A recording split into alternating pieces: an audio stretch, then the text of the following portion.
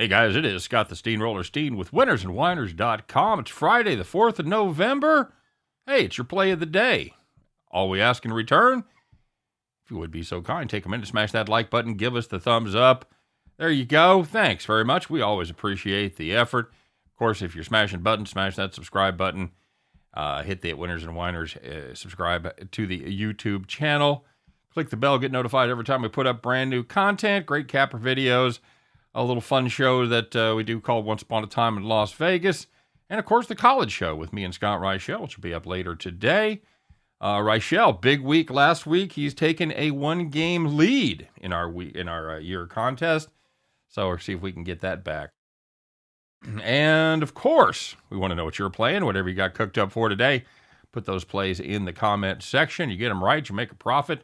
We'll give you the shout-out. You get enough of them right, and you could be the capper of the day. So, without further ado, let's check in and see how we did yesterday. Guys, I am chilly. I should have a sweater on. I've been so cold. You know, it's funny. Reichel and I did the show last week. We were talking before the show, and he was saying that he was colder than hell on his free picks. He couldn't hit nothing. I'm like, we had a pretty good week. I think I've hit my last 5. Haven't hit one since then. Just absolutely brutal. We had the Eagles first half, minus 7.5 tonight. That went to 8.5.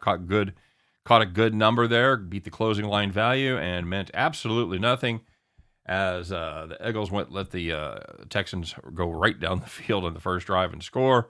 They were able to answer, and then Hurts fumbled as they were going to help us out a little bit there. But it didn't matter because even though the Eagles scored another touchdown, they let the Texans go the length of the field again in a 4-minute drive there. So just a brutal night.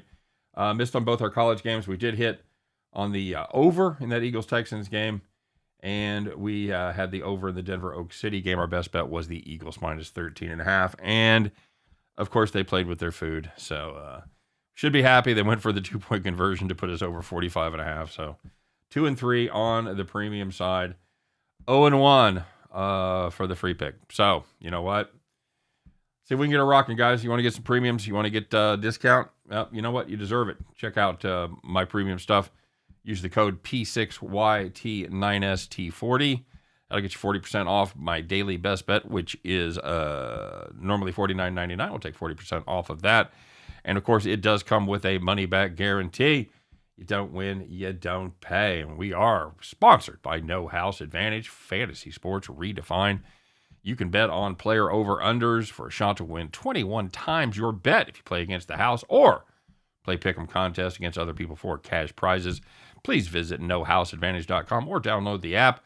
Use the code W&W to get a first-time deposit bonus up to $50. All right, well, let's take a look. Little Friday night lights here, guys. It's Friday night craziness from the West Coast. It's going to be the last game on the schedule. It's going to be Oregon State at Washington. Washington minus 4.5. I got to tell you guys, one time on TV, when I was younger, I saw David Copperfield make the Statue of Liberty disappear.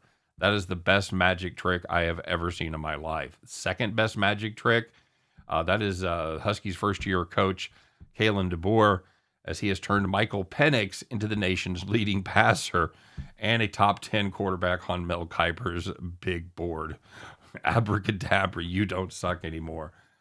He's really mastered that spread offense up there in Washington. They use a lot of quick timing patterns.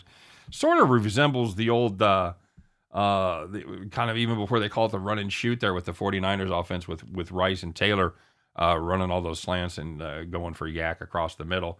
They don't run a lot, but with the wide open O-line splits, when they do run, they do a nice job of getting their backs into the second level before contact on a regular basis. Oregon State, the Beavs, I'm worried about the Beavs. They've done a nice job of riding the ship. They've won their last 3. There's a little bit of an asterisk on that, however, because those 3 games came against the absolute dregs of the conference, the bottom 2 teams in Colorado and Stanford. And not too far ahead of them is Washington State. Congratulations. The Stanford game even took an absolute miracle for the Beavers to pick up that 1-point win. They're going to want to run the ball to keep Penix off the field, and because it's also what they do best. This is it's a running team. They got a new quarterback in there, a true freshman. He's been okay. It's just he hasn't thrown a ton of interceptions lately, so that's been helpful. But here's the deal with the Huskies: they do have their defensive struggles. However, rushing defense is not one of them. They give up just 3.4 yards per carry. That's 18th in the nation. I think the Beavers are bringing a knife to a gunfight in this game, guys. It's just hard for running teams to keep up with teams that can throw the ball around the yard. I think Oregon State will have a few moments, make no mistake, but no one has been able to solve this Huskies offense yet. And I don't think that Oregon State's going to be the first. Yeah, I know Washington hasn't covered a lot lately, but, I think that changes here in this one. So give me the Washington Huskies, -4.5 at the end of that one. You guys can join me as we pick up our winning tickets and head back to the window. All right, you guys know how I did. Let's check in and see how y'all did, shall we? Ken from Philly went 1-0 plus 500. He had a single game parlay. Hurts over 200 and Browns over 50 yards. And those both cash. Thomas Bowe went 1-0 plus 500. He had the Texans team total over 14.5. T-Train 1-0 plus 500. He had Houston minus 147. I looked at that game so long. I wanted to bet Houston. I just couldn't bring myself to lay $1.50 on Verlander, who has never won a World Series game. So, and he didn't pitch great, but you know what? He got out of it. He was able to keep the line from moving, and he did a good job. So, but anyway, your capper of the day, Justin McElvey, he took a one shot. He goes 1-0 plus 615. He had Coastal Carolina plus 123. Nicely done, Justin. You, my friend, are the capper of the day. Well done to you. And as far as King of the Cappers go, Steve Godin still has the lead there at 367. Chase Fancy at 220. Brandon Zerfus at 150. There you go. That's your top three. It's still anybody's game. You take a nice underdog play, and you could absolutely turn it into a winner there. So everybody get your best bet in. Make sure you do mark that as a BB if you want to play the Capper of the Week contest, and put that amongst your plays there in the comment section. All right. Okay, guys. You know what? It happens. We go through it. We're hot. We're cold. We're hot. We're cold. Time to get out of it. I like this play. Let's do it. All right. A little late night fun. Keep some beer on ice, and let's go out there and make a little money. All right. You guys have a great day. Thanks for watching.